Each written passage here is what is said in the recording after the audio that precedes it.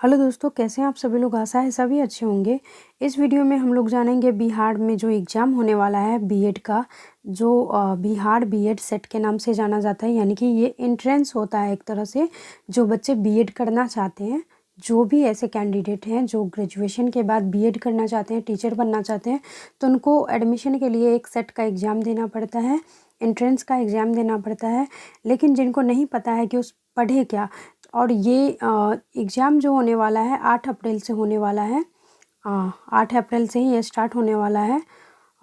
तो जो भी बच्चे तैयारी कर रहे हैं बहुत अच्छी बात है। लेकिन जिन्होंने तैयारी नहीं की है वो अभी तक सोच ही रहे हैं कि हम क्या पढ़ें क्या ना पढ़ें।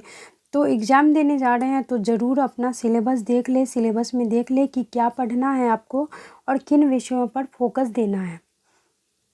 तो सबसे पहले जो बिहार का जो बीएड का सिलेबस होता है, जो एंट्रेंस एग्ज़ाम का, तो आपका ये यहीं से प्रश्न बनता है। देख लीजिए यहाँ पे, यहाँ से प्रश्न बनता है आपका।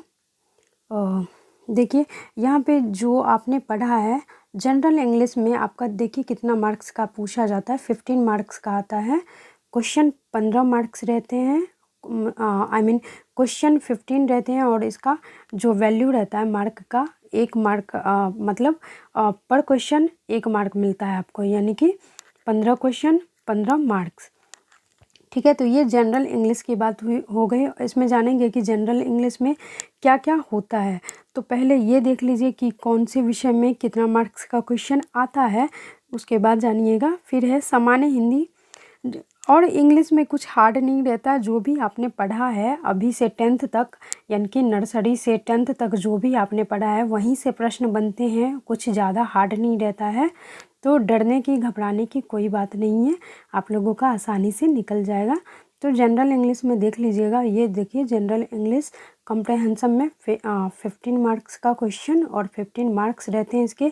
फिर होता है सामान्य हिंदी, जो हम लोग हिंदी पढ़ते हैं, तो वहीं से प्रश्न आते हैं। यहाँ भी 15 मार्क्स का क्वेश्चन, और क्वेश्चन भी 15 रहते हैं और 15 मार्क्स भी रहते हैं। और तार्किक एवं विश्लेषणात्मक तर्क शक्ति, और यहाँ पे जो रीजनिंग की बात करें तो रीजनिंग भी बहुत ही आसान रहता है, इतना हार्ड नहीं रहता है। वो आपसे आसानी से बन जाएगा अगर थोड़ा सा मेहनत करिएगा तो।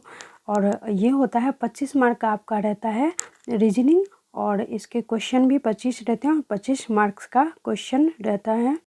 फिर यहाँ पे सामान्य ज्ञान की बात करें तो देख लीजिए, सामान्य ज्ञान में जो सबसे ज़्यादा यही से प्रश्न बनते हैं सामान्य ज्ञान में। तो 40 मार्क का आपका सामान्य ज्ञान हो गया।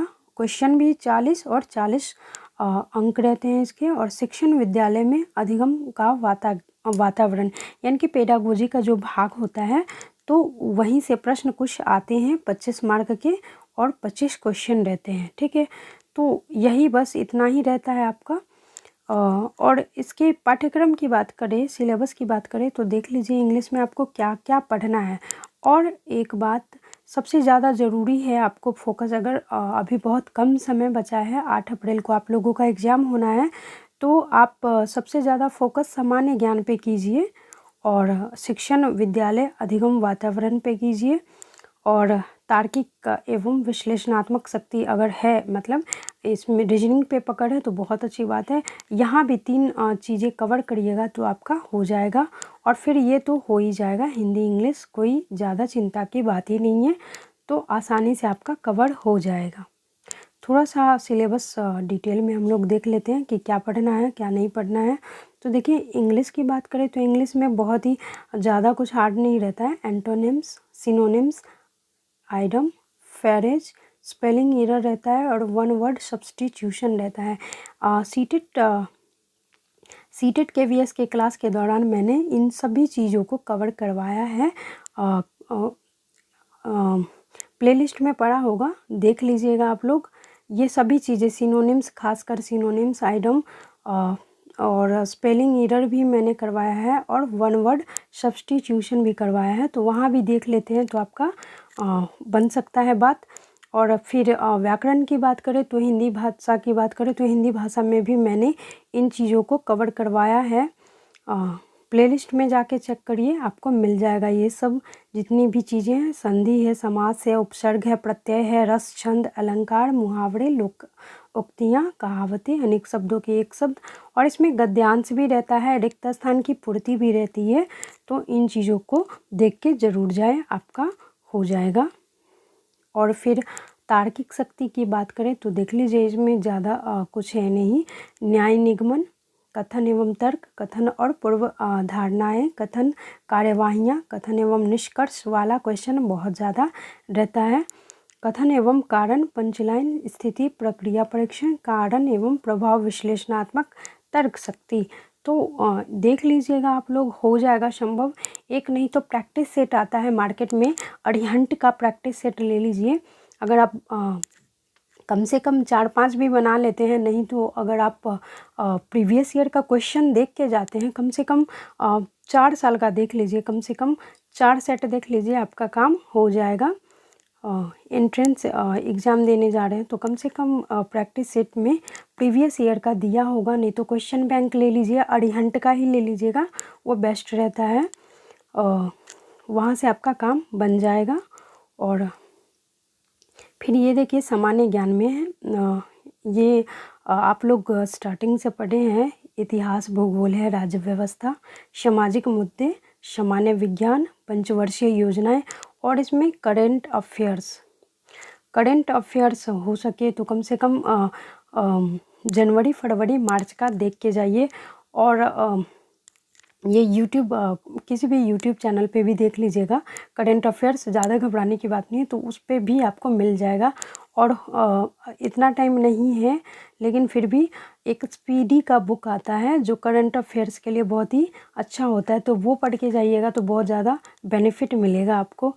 लेकिन ठीक है, यूट्यूब से काम चला लीजिए क्योंकि टाइम बहुत कम है। और देखिए, शिक्षण विद्यालय में अधिगम का वातावरण, यानी कि जो पेडागोजी का पार्ट होता है, इसमें आपको ये चीज़ें पढ़नी होती हैं। तो ये पेडागोजी में आपको पढ़ना है, देख लीजिए क्या है पढ़ना। और इसमें जो आपको पढ़ना है, ये देखिए, विद्यालय में भौतिक संसाधनों का प्रबंधन एवं आवश्यकता एवं प्रभाव, या और विद्यार्थी संबंधी मुद्दे, शिक्षक विद्यार्थी का संबंध, अभिप्रेरणा, अनुशासन, नेतृत्व आदि, शिक्षण अधिगम प्रक्रिया, शिक्षक प्रभावी शिक्षण, कक्षा संप्रेषण, पाठ्यक्रम, स्वपाठ्यक्रम गतिविधियाँ, विद्यालयों में मानव संसाधन का प्रबंधन, प्रधानाध्यापक, शिक्षक एवं सहायक स्टाफ, भौतिक पर्यावरण एवं सकारात्मक अधिगम के तत्व, यही चीज़ें हैं। यानी कि जो भी यानी बच्चों के हित में जो भी आप मतलब यदि आप शिक्षक बनना चाहते हैं तो बच्चों के हित में ही आपको फैसला लेना है, उसके आधार पे यहाँ से प्रश्न बनते हैं। प्रैक्टिस सेट में देखिएगा या प्रीवियस ईयर में देखिएगा तो बन जाएगा आपका आसानी से। तो कम से कम ये जो एग्ज़ाम होता है तो इसमें आप आसानी से मार्क्स गेन कर सकते हैं, उतना घबराने की ज़रूरत नहीं है। प्रीवियस ईयर का कम से कम 4 से 5 सेट बना के जाइए, आपका हो जाएगा। ठीक है, घबराने की बात नहीं है, आसानी से हो जाएगा। कम से कम टाइम बहुत कम है, इसीलिए बता रहे हैं कि प्रीवियस ईयर का कम से कम 4 से 5